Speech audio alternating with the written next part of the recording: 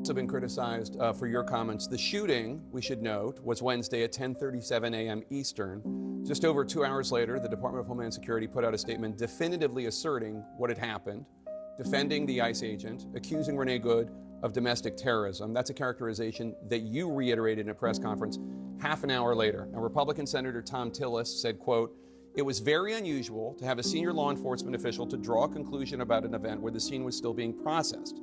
Generally speaking, law enforcement would recognize that a life was lost, that families are changed forever, the shooter's life will change forever. We're collecting video, we're trying to assess the situation."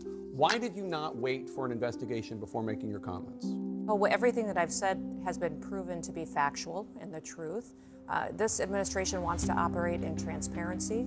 I have the responsibility as the Secretary of Homeland Security to know this information as soon as possible. Had just been in Minneapolis the day before, had already had conversations with officers on the ground and supervisors, and knew the facts, and decided that the department and the people of this country deserve to know the truth of the situation of what had unfolded in Minneapolis. But with all due respect, Secretary, the first thing you said was, quote, "What happened was our ICE officers were out in an enforcement action. They got stuck in the snow because of the adverse weather that is in Minneapolis.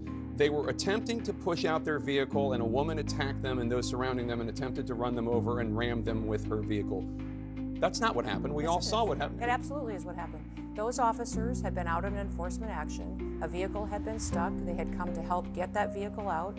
That's when this individual started blocking traffic for minutes and minutes. You said that the woman attacked them and surrounded them and attempted to run them over and ram them with her vehicle.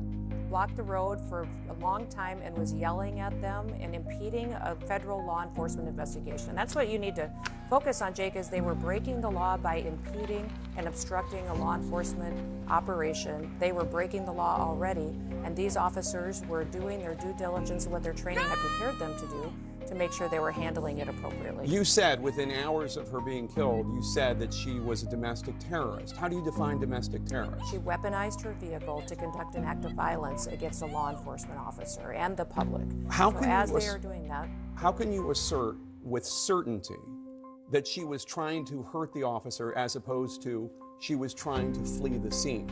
If you look at what the definition of domestic terrorism is, it completely fits the situation on the ground. This individual, as you saw in the video that we released just 48 hours after this incident, showed that this officer was hit by her vehicle, she weaponized it, and he defended his life and those colleagues around him and the public.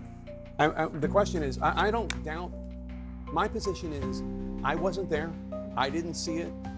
Some people say that it clearly showed that she was